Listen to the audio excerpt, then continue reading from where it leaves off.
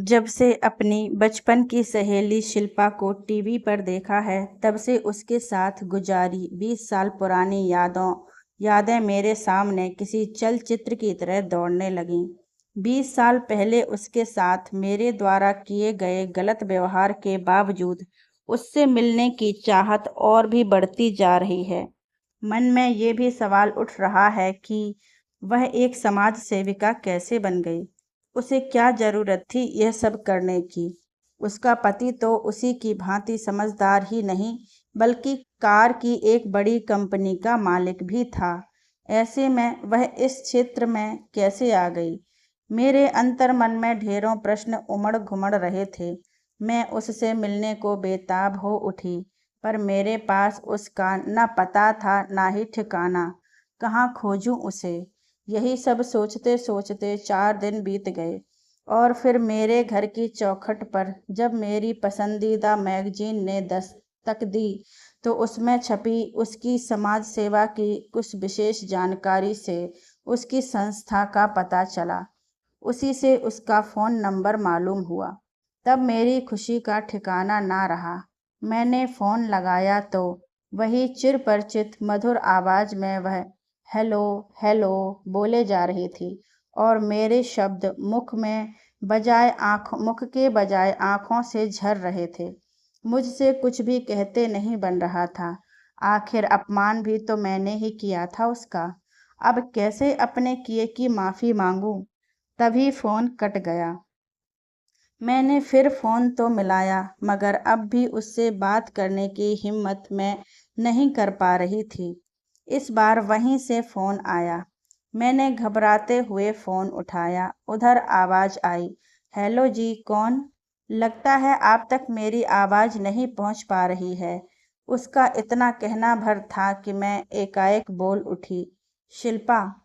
हाँ हाँ, मैं शिल्पा ही हूँ। आप कौन हैं? मैं अंजू, तुम्हारी बचपन की सहेली। वह चौंकी। अंजू, तुम? मुझे तो विश्वास ही नहीं हो रहा है। मैं अभी भी तुम्हें याद हूँ। प्लीज़ शिल्पा, मुझे माफ़ कर दो। उस दिन मैंने तुम्हारा बहुत दिल दुखाया। सच मानो तो आज तक अपने आप से नज़रें मिलाते हुए आत्मग्लानि होती है। उस दिन के बाद से कितना तड़पी हूँ तुमसे माफ़ी मांगने के लिए। मैं लगातार बोले जा रही थी। फिर वह थोड़ा रौब में बोली, बस बहुत हुआ। और हाँ, तुम किस की बात की माफ़ी मांग रही हो? माफ़ी तो मुझे मांगनी चाहिए। मैंने तुम्हारे सपनों को तोड़ा। अगर तुम सचमुच मुझसे नाराज़ नहीं हो, तो मैं हैदराबाद में हूँ। क्या तुम मुझसे मिलने आओगी? अपना पता मैं मोबाइल पर अभी मैसेज किए देती हूँ। और अंजू, तुम कहाँ हो? मैं यहीं दिल्ली में ही हूँ। आज तो तुमसे बात करने से भी ज़्यादा खुशी की बात ये है कि अगले महीने ही मेरे पति की ऑफिस की मीटिंग हैदराबाद में ही है। अब की बार मैं भी उनके साथ ही आऊँगी, मैंने कहा। हम दोनों ही खुशी से खिलखिला उठे। वह जल्द ही एक दूसरे से मिलने की चाहत लिए अपनी अपनी जिंदगी में व्यस्त हो गए। आलोक के ऑफिस से लौटते ही मैंने उनके आगे अपनी बात रख दी, जिसे उन्होंने सहर्ष स्वीकार कर लिया। वैसे भी उनके बच्चे याशिका और देव तो हॉस्टल में हैं। याशिका का इसी वर्ष आईआईटी में चयन हो गया है, वह कानपुर में है। और देव कोटा में अपने मेडिकल प्रवेश टेस्ट की तैयारी में व्यस्त है। अब शिल्पा से मिलने की मेरी उत्सुकता बढ़ने लगी। यूं लगने लगा मानो दुख व नफरत के काले बादल छट गए और खुशियों की छांव फिर से हमारे दिलों पर दस्तक देने को तैयार है। शायद आंसू और खुशी के इस सामंजस्य का नाम ही जिंदगी है। अब तो मेरा पूरा ध्यान ही शिल्पा पर केंद्रित होने लगा। फिर मैंने उसे फ़ोन मिलाया, यह जानने के लिए कि उसके पति कैसे हैं, कि बच्चे कितने हैं, कितने बड़े हो गए। पर शिल्पा ने फ़ोन पर कुछ भी बताने से मना कर दिया। मात्र इतना कहा, अभी इसे राज ही रहने दो, मिलने पर सब बताऊंगी। अपनी कल्पना में खोई मैं 2 बच्चों के हिसाब से उनके लिए कुछ उपहार आदि खरीद लाई। अगले दिन आलोक के ऑफिस जाने के बाद मैंने अपना पुराना वह एल्बम निकाला जो शादी के समय दीदी दादी ने मेरे कपड़ों के साथ रख दिया था। इसमें शिल्पा और मेरी बचपन की कई तस्वीरें थीं। उन्हें देखते ही मुझे वर्षों पुराने उन रंगों की स्मृति हो आई जो कभी मेरे जीवन में गहरे थे व कभी उन रंगों की चमक फीकी पड़ गई थी। उन यादों के अलग अलग रूप मेरे सामने चलचित्र की भांति आते जा रहे थे। कितना प्यारा था वह बचपन, जो कभी तो माँ की साड़ी के आंचल में छिप जाता था और कभी झांकने लगता था दादी की प्रेरणादायक कहानियों के माध्यम से। शिल्पा और अंजू की जोड़ी पूरे स्कूल में मशहूर थी।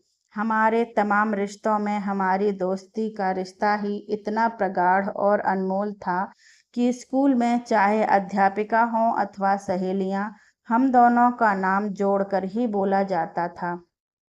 शिल्पा जितनी बाहर से खूबसूरत थी, उससे कहीं अधिक वह दिल से भी सौंदर्य की धनी थी। हमारा बचपन ढेर सारे अनुभवों और किस्सों से भरा था। वह अपने माता पिता की इकलौती लाडली थी और मेरे दोनों छोटे भाइयों को वह राखी बांधती थी। हमारा घर भी पास पास ही था।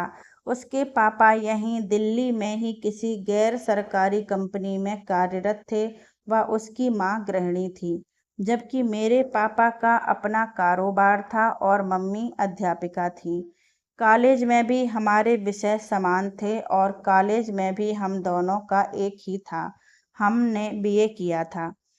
उसके बाद हमारी दोस्ती पर पता नहीं किसकी बुरी नज़र लग गई, जो हम एक दूसरे से 20 सालों से जुदा हैं।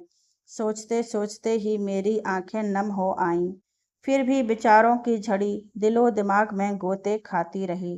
कुदरत व समय का हमारे जीवन से गहरा नाता है। हम तो इस मायावी दुनिया में मात्र माध्यम बनते हैं, जबकि कुदरत बड़ी करामाती है, जो किसका समय, किसका काम, कहाँ, कैसे बांट दे, कोई नहीं जानता। फिर भी हम सपनों के महल बुनते हैं। उस दिन भी जिंदगी ने एक रास्ता तय किया था, जिसकी सुखद फूलों भरी राह पर मैंने चलने के सपने देखे। लेकिन कुदरत ने उस दिन मेरा समय यूं पलट दिया, मानो मेरे अहंकार पर किसी ने भयानक प्रहार किया हो। मेरे लिए कार कंपनी के मालिक बेहद आकर्षक कमल का रिश्ता आया। वे मुझे देखने आ रहे थे। मेरी माँ, दादी और चाची तो थी ही मेहमानों की खातिरदारी हेतु, परंतु मैंने शिल्पा और उसकी माँ को भी बुलवा लिया। सभी ने मिलकर बहुत अच्छी रसोई बनाई। देखने दिखाने की रस्म, खाना पीना सब अच्छे से संपन्न हो गया। अगले सप्ताह तक जवाब देने को कहकर लड़के वाले विदा लेकर चले गए। मधुर पवन की बयार, बादलों की लुका छिपी वर्षा की बूंदें, प्रकृति की छुअन के हर नज़ारे में मुझे अपने साकार होते स्वप्नों की राहत का एहसास होता। लेकिन उस दिन मानो मुझ पर वज्रपात हो गया, जब कमल ने मेरे स्थान पर शिल्पा को पसंद कर लिया। वादे के अनुसार 1 सप्ताह बाद कमल के मामा ने हमारे यहाँ आकर शिल्पा का रिश्ता मांग लिया। एक बार तो हम सभी हैरान रह गए और परेशान भी हुए। बस एक मेरी अनुभवी दादी ने सब भांप लिया कि यहाँ बीच राह में समय खड़ा है। मेरी माँ का तो यह हाल था कि वे मुझे ही डांटने लगीं कि तुमने ही शिल्पा को बुलाया था ना, अब भुगतो। पर मेरी दादी कमल के मामा जी को शिल्पा के घर ले गईं। उन्हें समझाया। दादी शिल्पा की शादी से भी खुश थी। तनाव दोनों घरों में था। मेरे तो सपने टूट गए। इतना अच्छा रिश्ता शिल्पा की झोली में जाने से मेरी माँ का स्वार्थ जाग उठा। वे शिल्पा व उसकी माँ को भला बुरा कहने लगीं और मैंने अपने आप को एकांत के हवाले कर दिया। इस घटना से मेरे अंदर न जाने क्या दरक गया था कि मेरे जीवन का सुकून खो गया और मेरी मित्रता मेरे अविश्वास की रेत बनकर मेरे हाथों से यूं ढह गई, मानो हमारी दोस्ती एक छलावा मात्र हो, जिसे किसी स्वार्थ के लिए ही ओढ़ा हो। उधर शिल्पा नहीं चाहती थी कि हमारी दोस्ती इस रिश्ते की वजह से समाप्त हो। मेरी दादी ने इस बीच पुल का काम किया। उन्होंने पापा को समझाया, शिल्पा भी हमारी ही बेटी है, बचपन से हमारे यहाँ आती जाती रही है, हम उसे अच्छी तरह जानते समझते हैं, फिर क्यों नहीं सोचते कि वह स्वार्थी नहीं है। वह हमारी अंजू के मुकाबले ज़्यादा खूबसूरत है, गुणी भी है। क्या हुआ जो कमल ने उसे पसंद कर लिया? अरे अपनी अंजू के लिए रिश्तों की कमी थोड़े ही है। पापा दादी की बात से सहमत हो गए। मैं दादी की वजह से इस शादी में बेमन से शरीक हुई थी। विदाई के समय शिल्पा मेरे गले लगकर इस कदर रोई मानो वह मुझसे आखिरी विदाई ले रही हो। शिल्पा की शादी के बाद उसकी माँ से मैंने बोलना छोड़ दिया। लगभग 2 महीने बाद शिल्पा मायके आई। फिर वह मुझसे मिलने मेरे घर आई। मेरी दादी ने उसे बहुत लाड़ किया, पर मैंने और मेरी माँ ने उसके साथ अच्छा व्यवहार नहीं किया। मेरी माँ तो उसे अनदेखा कर बाजार चली गई और मैंने उसका हालचाल पूछने के बजाय उससे गुस्से में कह दिया, अब तो खुश होना मुझे रुलाकर। मेरे हिस्से की खुशियाँ छीनी हैं तुमने। तुम कभी सुख से नहीं रह पाओगी। वह रोती हुई बाहर निकल गई और उसके बाद मुझसे कभी नहीं मिली। इस तरह की भाषा बोलना हमारे संस्कारों में नहीं था और फिर वह तो मेरी जान थी। फिर भी पता नहीं कैसे मैं उसके साथ ऐसा व्यवहार कर गई जिसका मुझे उस वक्त कोई पछतावा नहीं था। दादी को मेरा इस तरह बोलना बहुत बुरा लगा। उन्होंने मुझे बहुत डांटा और उसे मनाने के लिए कहा, पर मैं अपनी जिद पर अड़ी थी। मुझे अपने किए का पछतावा तब हुआ जब शिल्पा का परिवार दिल्ली को ही अलविदा कहकर ना जाने कहाँ बस गया। वक्त बहुत बड़ा मरहम भी होता है और सबक भी सिखाता है। वह तो निर्बाध गति से चलता रहता है और हर किसी को अपने हिसाब से तोहफे बांटता रहता है। मुझे भी आलोक के रूप में वक्त ने ऐसा तोहफा दिया जो मेरे हर वजूद पर खरा उतरा। इन 19 वर्षों में उन्होंने मुझे शिकायत का कोई अवसर नहीं दिया। मोटर पार्ट्स की कंपनी में मैनेजर के पद पर विराजित आलोक ने बच्चों को भी अच्छी शिक्षा देने में कोई कसर नहीं छोड़ी। अच्छे से अच्छे विद्यालय में पढ़ाना और घर पर भी हम सभी को हमेशा भरपूर समय दिया है उन्होंने। वक्त के साथ मैं बहुत कुछ भूल चुकी थी, पर आज शिल्पा के साथ साथ दादी भी बहुत याद आने लगी। सही कहती थी दादी, बेटा कभी ऐसा कोई काम मत करो कि तुम अपनी ही नज़रों में गिर जाओ। आज मेरा मन बहुत बेचैन था। मैं शिल्पा से मिलकर अपने किए की माफ़ी मांगना चाहती थी।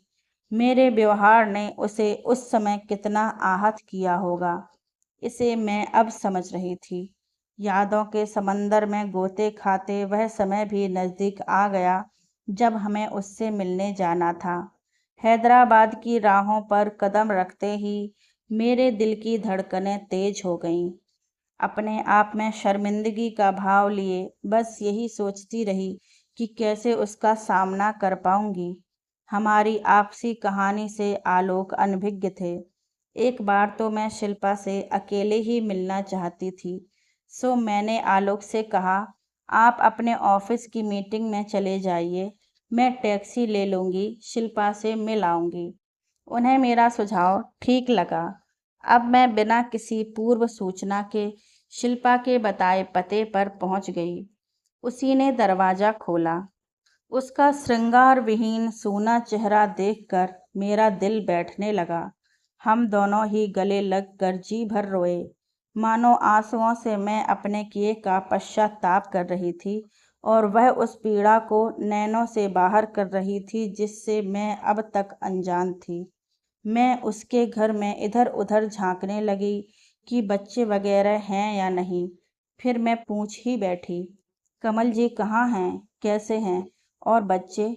मेरा कहना भर था कि उसकी आंखें फिर भीग गईं। अब शिल्पा ने बीते 20 वर्षों से दामन में समाये धूप छांव के टुकड़ों को शब्दों में कुछ यूं बयां किया। कमल से मेरा विवाह होने के 4 माह बाद ही एक सड़क दुर्घटना में वे हमें रोता छोड़कर हमेशा के लिए हमसे बिछुड़ गए। ससुराल वालों ने इसका दोष मेरे सिर पर मढ़ा। उन्होंने मुझे घर में रखने से इनकार कर दिया, तो मैं मायके आ गई। मेरा दुख माँ से सहन नहीं हुआ और वे बीमार पड़ गईं और 2 माह के भीतर ही वे भी मुझे छोड़ गईं। पापा के किसी मित्र ने मेरे लिए दूसरा रिश्ता खोजा, पर मुझ में अब समय से लड़ने की और ताकत नहीं थी। मैंने दूसरे विवाह से मना कर दिया। पापा भी मेरी तरफ से परेशान रहने लगे, सो मैंने खुद को व्यस्त रखना शुरू किया।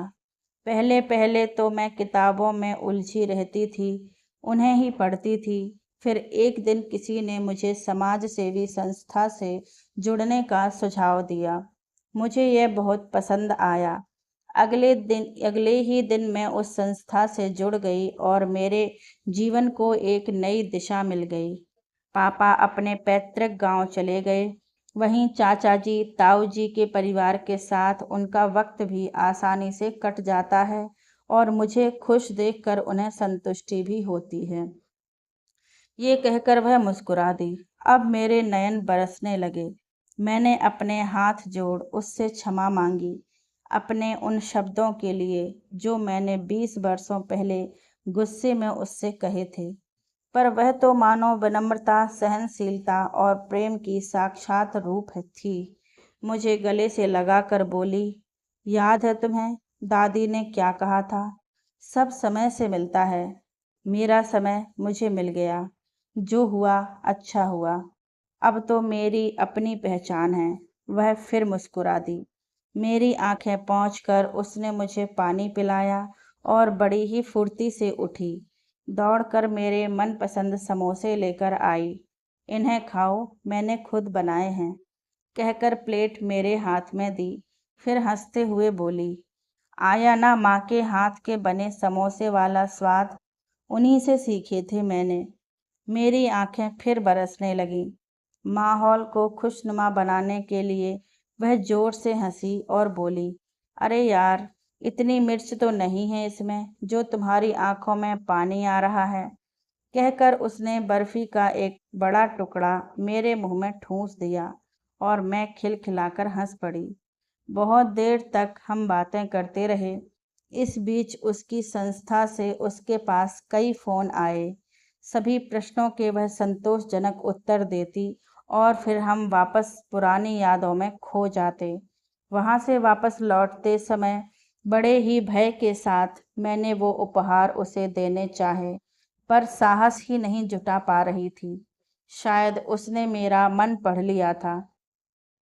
तभी वह चहक कर बोली, तुम इतने सालों में मिली हो, मेरे लिए कोई तोहफा तो जरूर लाई होगी। इसे दो ना मुझे।